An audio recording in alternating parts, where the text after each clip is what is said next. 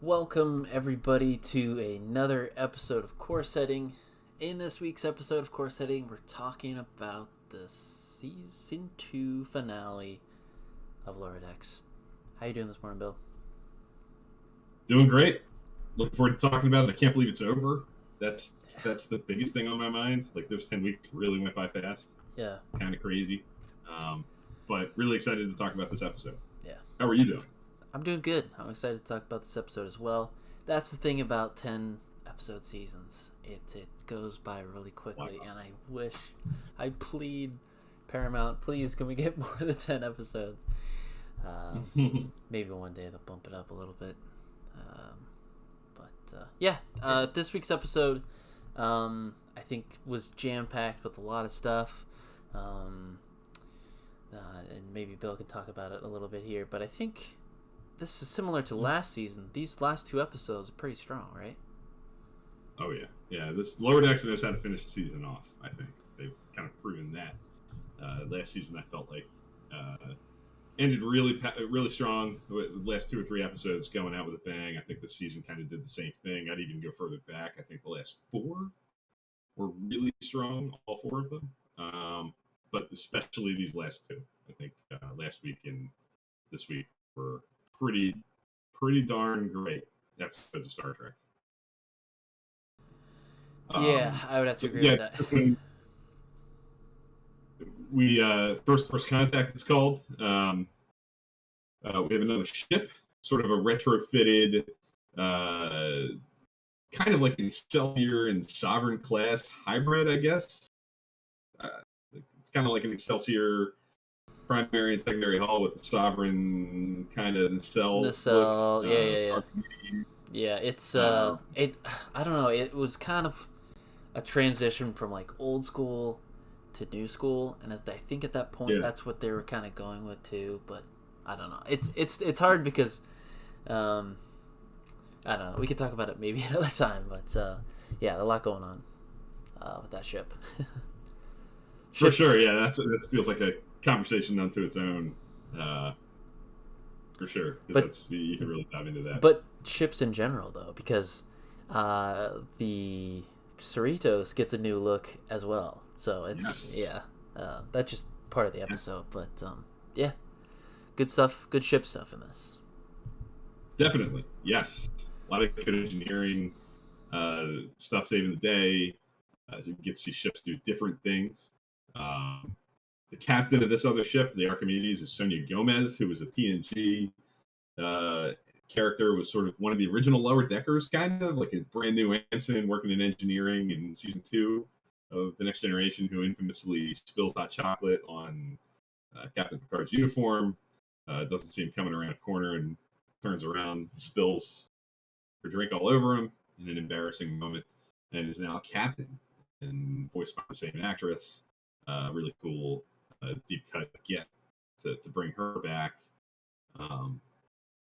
They're going on this big important mission. Disaster strikes, and the Cerritos has to try to save the day, save the ship, and save the planet that this ship was going to visit in first contact with.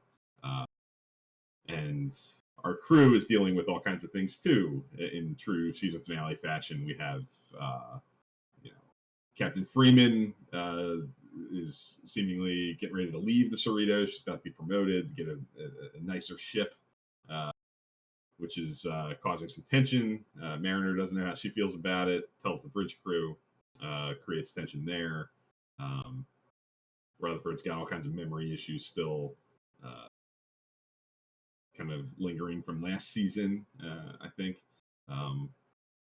Tendi thinks she's being transferred off. So in true season finale fashion, we got a lot going on. A lot of the characters have big things on their plates, and we have a bigger than usual sort of, if you want to call it an A plot, or like the ship plot, but what the mission of the day is maybe a little bit more urgent than usual.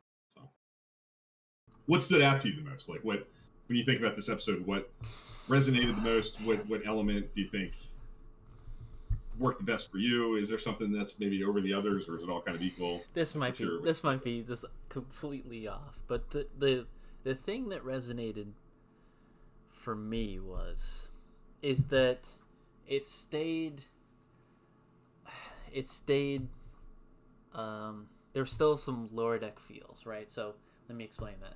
So we've got this huge undertaking of not refitting, but changing the ship to be able to get to save the day. So that's like the whole crew is doing that. It's very this big epic thing. It feels really like, okay, this could be a TNG type of thing that has to happen. But to me, they still focus on like even like there's a lower deck task where it's not really the big and most glamorous thing they gotta do, but to help, they have to detach this last panel, and that's just kind of this kind of smaller menial task. We're not on the bridge, we're not doing this epic, well, I mean, we get some epic stuff on the bridge obviously, but there's still some lower deck feels and some lower deck problems that are happening, and still focusing on the like it's still tried and true lower decks, I think, just because these characters and the way the story is written. So that to me is what stood out, is that there is still like that lower deck feel of, this is not the most glamorous thing, but we still got to do it.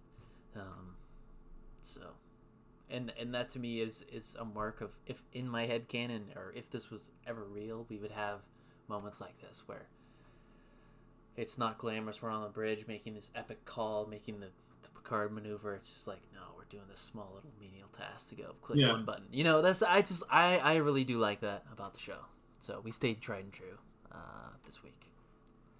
That's a great point. It sticks true to the premise of the show. We're not getting too big for our britches. Yeah. The tasks at hand, the things that need to be done to save the day, are low key and simple. And but I think the beauty of that in this episode is the tall order of it all. Like they do accomplish something great, and they're heroic and rise to the occasion and do something that is above and beyond anything they've done before. And I think that's sort of the what we've been building to for these last two seasons, is kind of seeing this crew come together and get to a point where they all work together and operate the same way that all these other crews that we've lived with for all these years and all these shows have done. Like, we kind of got to watch them become a cohesive crew. And we've talked about before, I think, and I think we made the point on our Trek After Dark hangout on the Discord server a couple of weeks ago, that the sort of through line from my perspective that links all these shows together is they're all about friendship and crews coming together as families, finding family wherever you are, like in whatever form that takes itself in these various shows. That's the thing that Star Trek tends to be about. That's the thing that all these shows get linked up with. And that theme is so on the surface of what Lower Decks is, and so, crucial to its identity. That's what these first two seasons have been all about. And, in true, cliffhanger, classic Star Trek fashion too, just as they do that, just as they sort of find that cohesion and balance and crew working together, it gets ripped apart. With a big cliffhanger, harkening back to something that happened a few episodes ago, with Pakleds still being a thorn in their side.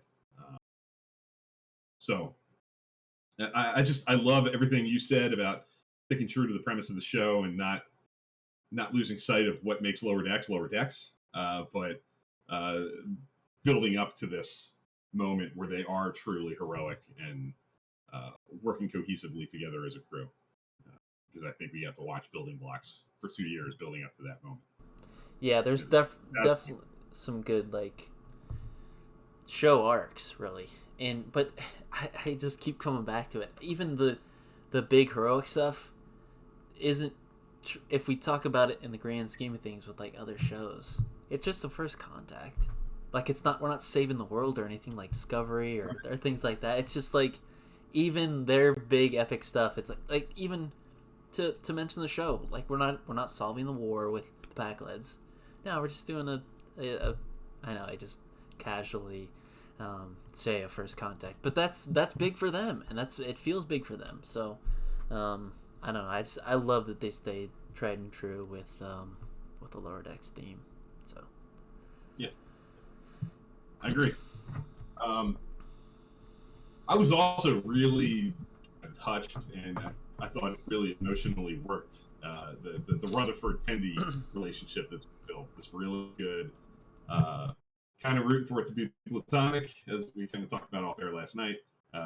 This friendship that they have, there's some real poignancy to Rutherford saving 3 layers of backups to keep those memories alive with his friend, and his earnestness with believing her that she's going to be leaving. He believes her instincts. He thinks she's coming at it from a place of logic and understands where what her own situation is, and and offers a good solution or a good way to kind of spend that time. If it's going to be the last couple of days she's on the Cerritos, he comes up with this really sweet idea. Let's go visit your favorite parts of the ship and spend time together. Like that's a good friend, and that's what Star Trek's all about. And I love their relationship and their friendship, and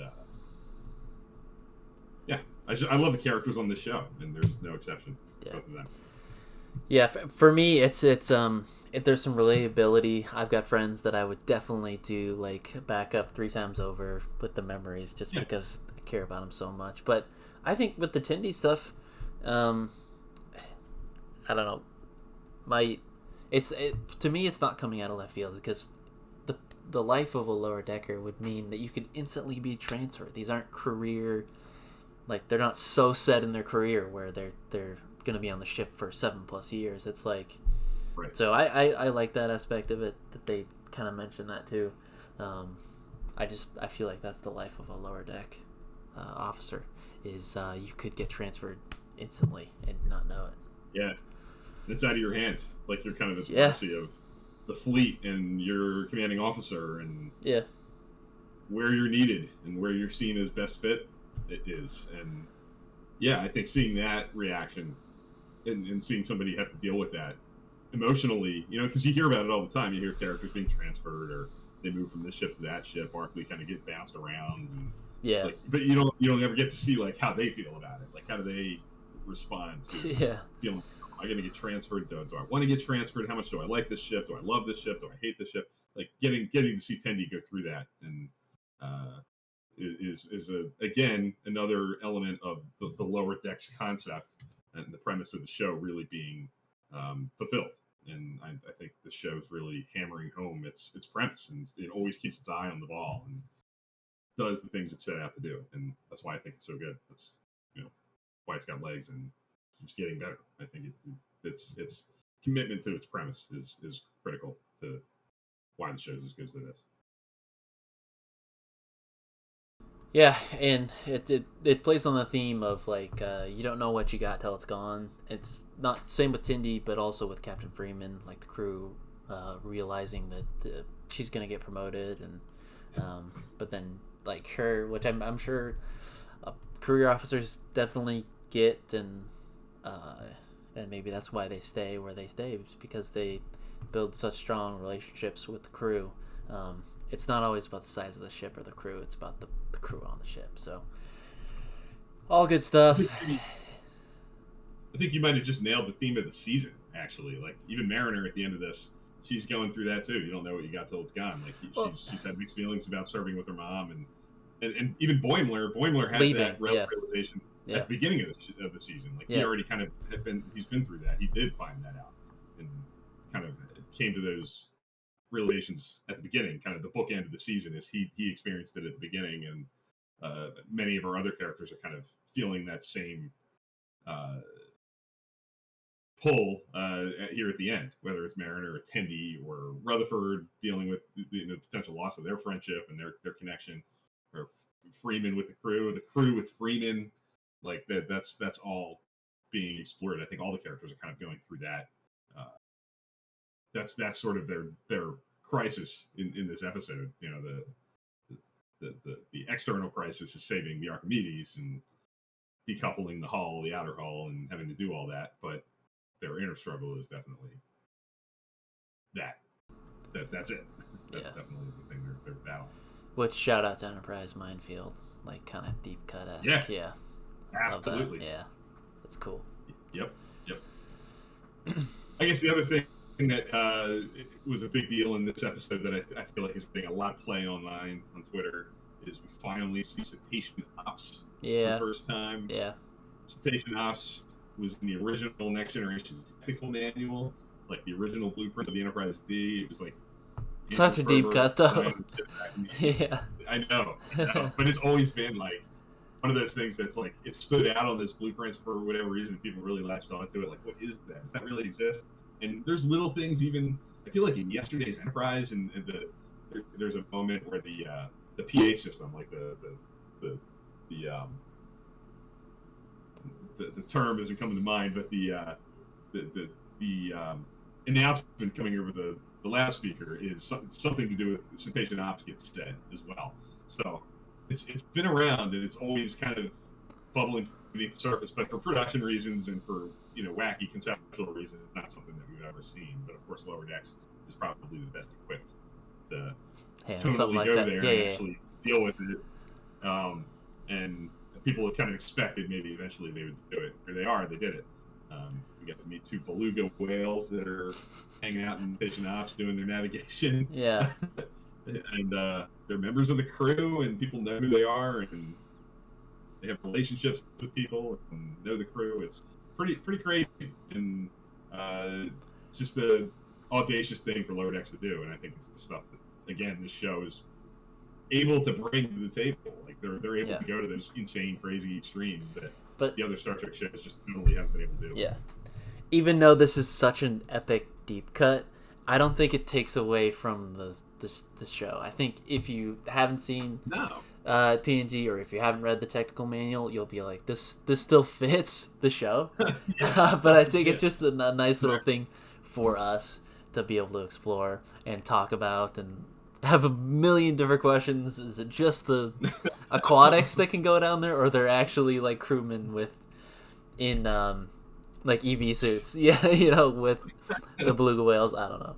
I just think that's I don't know, fun little Easter egg. It is. It's a crazy thing that they got to do, and I'm glad that they did it. I'm glad that it happened here on this show. I think it's perfectly situated for Lower Decks to explore it, and I want to see more of it. I hope we get to see those guys again, and yeah, I wouldn't be surprised if we do. Yeah. Not real quick, but before we wrap this up, I got a few questions for Bill regarding rankings. I'll just start with the episode. Where does it rank? Is it top 3? Is it top 5 for the season? And my follow-up question is which season is stronger? Because that's the issue I've been having. Kind of. Definitely top 3, top 2. I think this is 9. Okay. Rouge Doge, 3 Ships is my favorite still for its innovation and its the uniqueness of that story and that premise. But this is right there with it. And I felt the same way last season. I felt like 9 was my favorite, 10 was my second with the finale. As far as which season I prefer, I think I prefer 2. I think there have been less. Season 1, I felt like early on in season 1, it was like on a sort of every other episode kind of trajectory for me.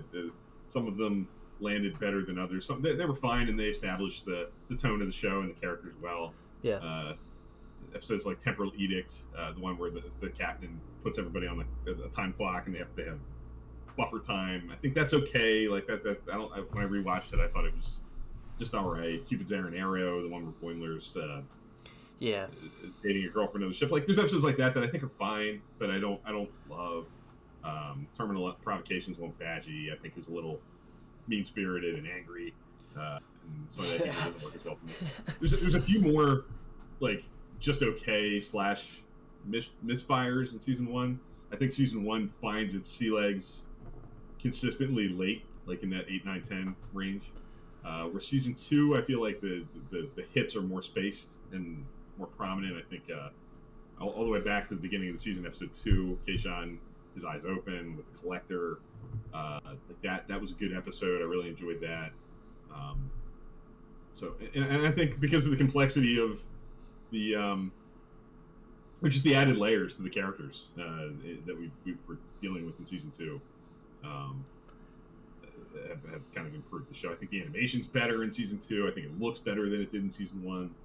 I think it's sharper and more colorful and more dynamic. So I'll go with season 2 on the grounds that it's more consistent, visually striking, and more consistent with the quality of the episodes. What about you? How do you feel? I think you just made the case. I think season 2 is definitely better, which I think is good. I think any show shouldn't be stuck in the past. It should be the next season is going to be their best season. So I think it should just keep growing, getting better and better and better. And that's how you stay on TV. As far as episodes go, I would probably say this First Contact is probably my favorite of the season, I will say. Yeah, I would have to agree. This and 9 are probably pretty close. But I think for me and for my money, I just really loved this episode. It's probably my favorite of the season. So, is it your favorite of the series? Probably, if I'm thinking, and this whole segment here is not to bash season 1 at all. Like, there's some great episodes in there, and I think we wouldn't have season 2 without season 1, and the stuff that they have laid groundwork in season 1 is still here. So it's probably my favorite of the show. I can probably confidently say that. Awesome. Yeah. I think the jarring difference, and this is not a criticism of season 1, like you said. I think season 2 is better because season 1 existed and it teed up a lot of where we got. Yeah.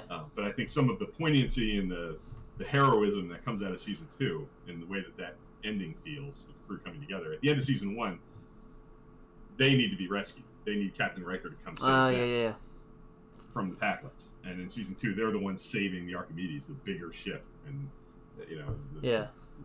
that's in crisis and needs help. So seeing the Cerritos be the one that kind of flies in for the save, as opposed to Captain Riker saving their butts, is like that's a real step forward for the show and for this crew. But it's more powerful and it has more weight because of what we saw at the end of season 1. That I think illustrates how far they've come. We need season 1, yeah. Right. Yeah. It's a very episodic show, but it's got a thread that weaves through it, and it's building episode on episode, and building on a foundation. And these episodes are not completely existing in a vacuum. The best ones are better because of things that happened before. Yeah. I'm into it. Yeah. Who's your favorite character on the show? Favorite character? Ooh, it's tough because I really do enjoy. I don't know. It's not a big 3 show. It's the big 4, I think now at least. Because I feel like maybe Tindy in season 1 was maybe more in the background a little bit, but now it just feels like the big 4, but also maybe because it seems like a good pairing.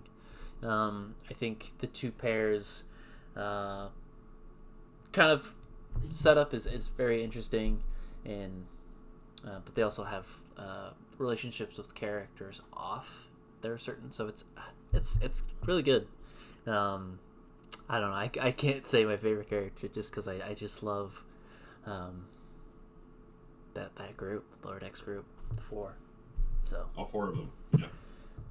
I have a hard time choosing 2. I think this season, and especially even this episode, the Rutherford Tendi, I think took a big step forward. And makes the case up a little bit too. Yeah. But I would say the combo of Mariner and Boimler is sort of the identity of the show for me. It's the 2 completely different approaches to that young career, lower decker existence. Mariner's really not that young in her career. Like, she's done things. She's been on other ships and just had these experiences. And the way that she rubs off on Boimler and Boimler rubs off on her, I think is my favorite thing in the show. And I have a hard time picking between the 2 of them because I think they need each other. But that pairing is is my favorite thing about the show. I think that about does it, Bill. If you have anything else,